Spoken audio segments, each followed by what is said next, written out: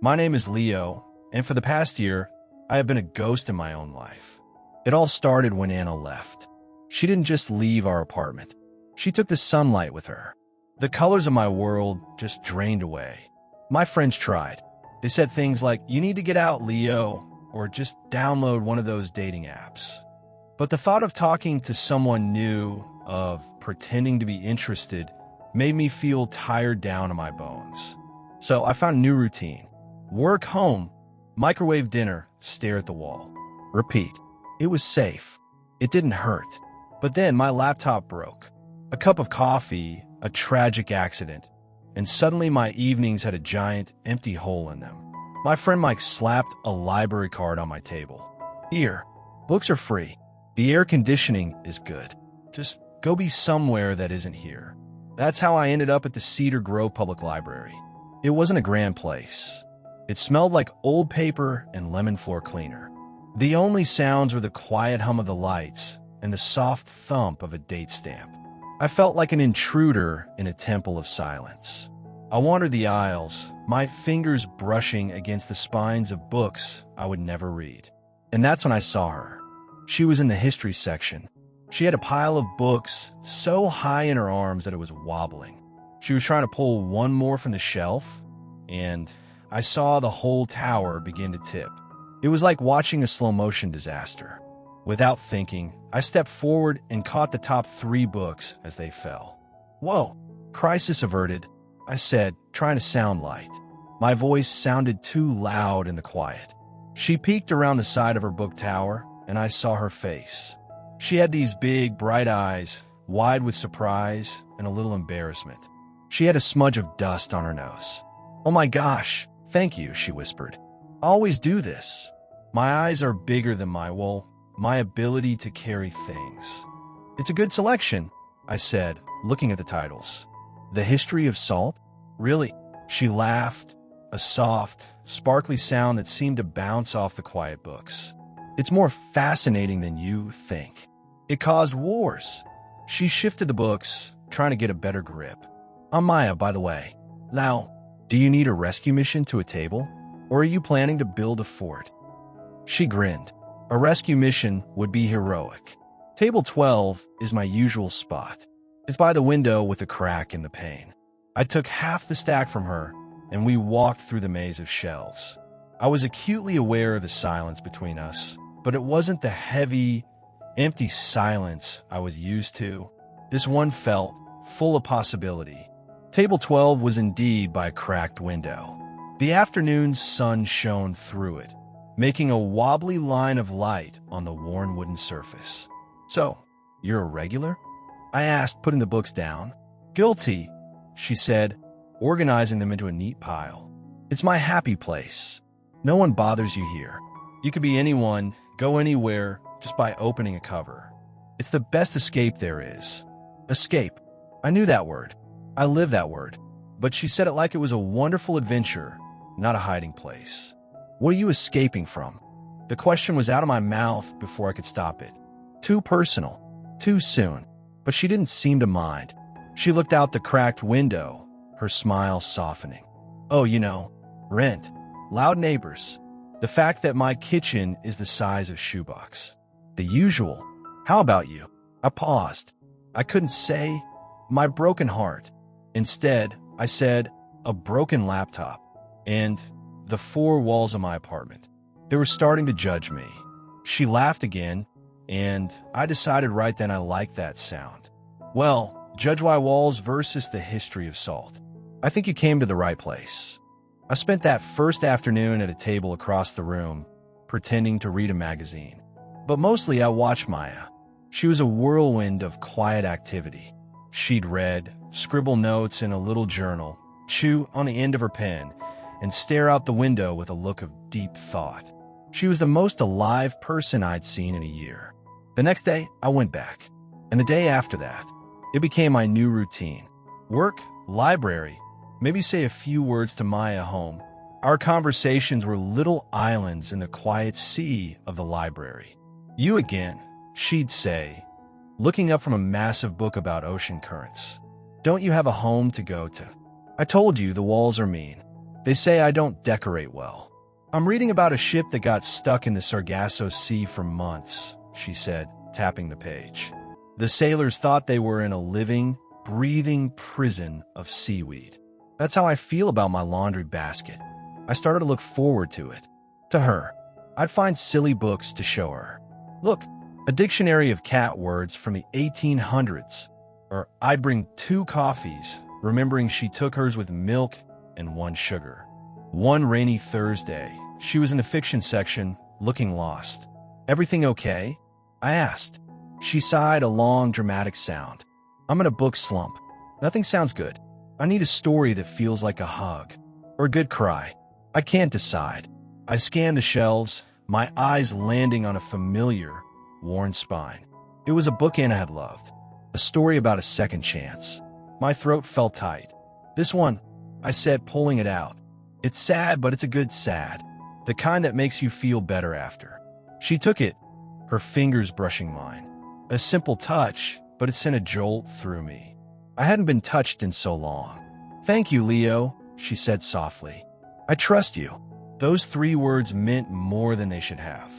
Weeks turned into a month. We had our own little world at table 12. We talked about everything and nothing. Her dream of visiting the giant redwood trees. My terrible attempts at learning to cook pasta. We shared bags of quiet, rustly cookies. We complained about the noisy man who always snorted when he read the newspaper. I felt myself coming back to life. The colors were slowly seeping into my world again. But it was a secret color, a library color, made of dusty sunlight and the quiet rustle of pages and Maya smiles. And then, one day, the world outside the library came crashing in. I was walking to my usual spot when I heard her voice.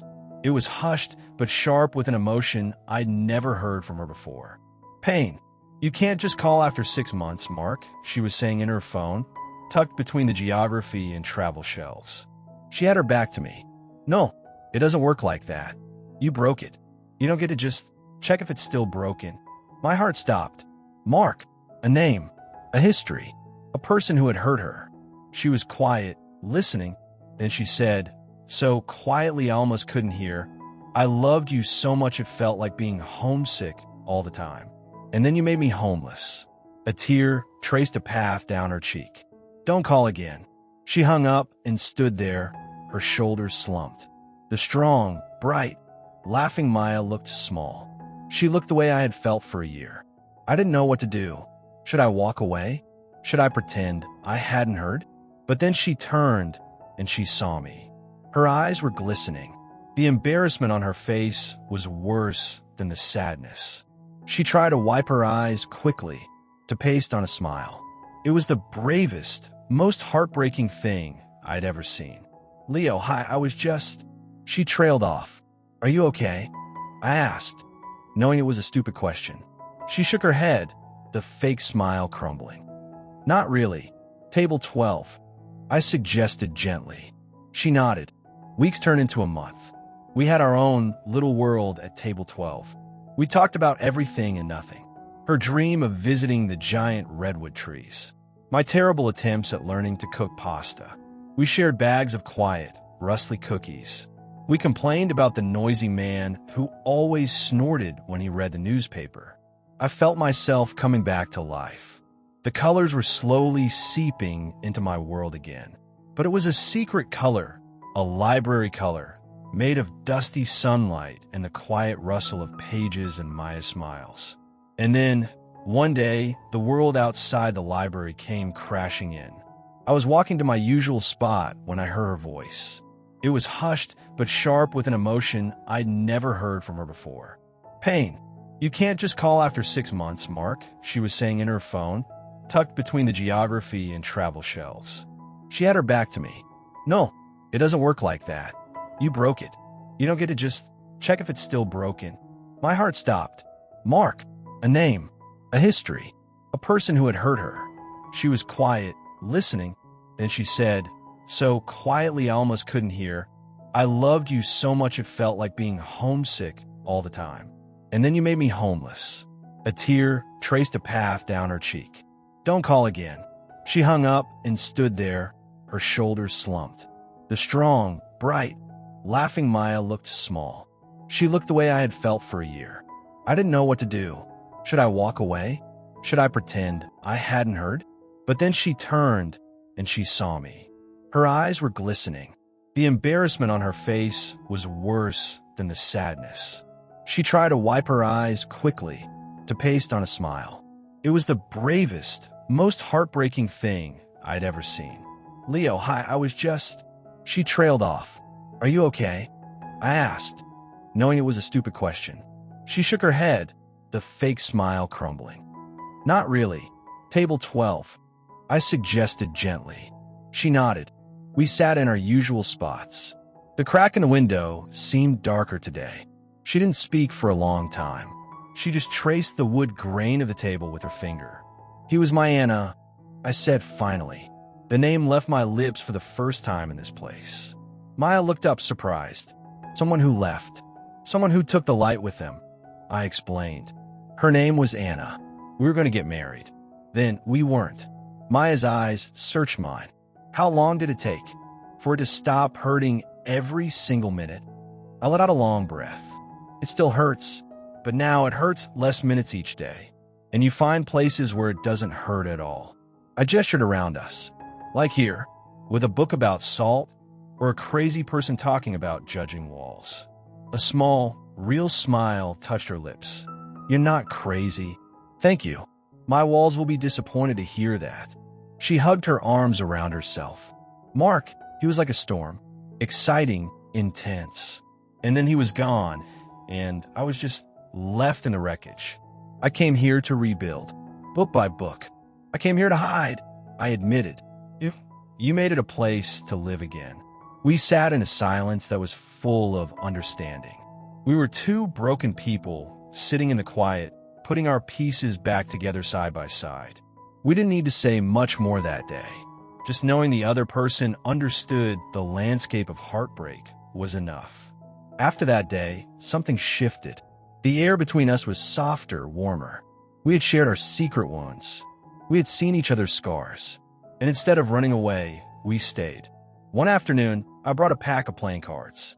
The library is too quiet, I announced. We need to introduce some gentle chaos. We started playing simple games at table 12. Go fish. Va. Our whispers and stifled laughs felt like rebellion in the sacred silence. The old librarian, Mrs. Gable, would peer over her glasses at us, but she never told us to stop.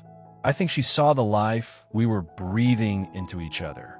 You have a terrible poker face, Maya whispered during a game of Crazy Eights. I can always tell when you're about to play a wild card. That's because I'm an open book, I said, throwing down the card. Unlike you, you're a mystery who is about to draw 4 cards, by the way. She groaned playfully, and in that moment, with the sun making her hair look like warm honey, I felt a surge of something I thought had died with Anna. Hope. Pure, simple, terrifying hope. I started writing little notes and hiding them in books I knew she would read. I'd slip them between pages like secrets. There were silly things. Page 105. The hero is being stupid. You would never be that stupid. Or, this chapter is boring. Think about what's for dinner instead. I'm thinking pizza. She started doing it back. I found a note in a book about mountain climbing. Leo, this guy climbed Everest. My Everest is the pile of dishes in my sink. I think my challenge is harder. It was our own private language, a paper trail of a growing friendship, or maybe something more. I was too scared to name it. Then, the library announced it would be closed for a whole week for renovations. A week without Table 12. A week without our shared, quiet world. Panic, cold and sharp, pricked at me. What if this fragile thing we built only lived here? What if, without the smell of old books and the cracked window, we had nothing to say? On the last day before the closure, the air felt thick with goodbye. We helped Mrs. Gable put chairs on tables. The empty library echoed in a strange, sad way. Well, Maya said, stacking the final chair. This is it, the end of an era. It's just a week, I said, trying to sound cheerful. A week is a long time, she said quietly. She looked at me, and there was a nervousness in her eyes I hadn't seen before. What if we don't only exist here? My heart started beating very fast. What do you mean? I mean, she took a deep breath. The world is bigger than this library, Leo. There's a park 2 blocks from here, with a terrible, rusty swing set, and an ice cream shop that has flavors no one should ever invent. What if we tried existing out there? Just for an hour? She was asking me on a date. A real, out-in-the-world date. The ghost inside me screamed to run, to hide back in my apartment with the judging walls. It was safe there. This was unknown and terrifying. But I looked at her hopeful, scared eyes, so much like my own. She had built me back up, book by book, note by note, laugh by laugh. I'm scared, I said honestly. It was the most honest thing I'd ever said. Me too, she whispered, but we could be scared together. Outside, I reached out, slowly, and took her hand. It was warm, and her fingers laced through mine perfectly, like they were made to fit there. It was the first time we had held hands. Okay, I said, but only if you promise to try the pickle-flavored ice cream first. She laughed, and it was the best sound in the world, even without the library's quiet to hold it. Deal. We walked out of the library together, hand in hand. We didn't look back at table 12, or the cracked window, or the shelves that had been our sanctuary. We stepped out into the bright, noisy, real world. The sun was warmer than I remembered. The sounds of cars and people were louder. It was overwhelming. I squeezed her hand a little tighter. She looked up at me, squinting in the sunlight. It's a lot, isn't it? It's perfect, I said, and I meant it. We walked toward the park, towards the terrible swings and the weird ice cream. We were just 2 people, a little broken, a little scared, but together. The library had given us a quiet place to heal. But love, I was starting to understand, doesn't stay quiet forever. It asks you to step outside. It asks you to be brave. And for the first time in a very long time, I was ready to be.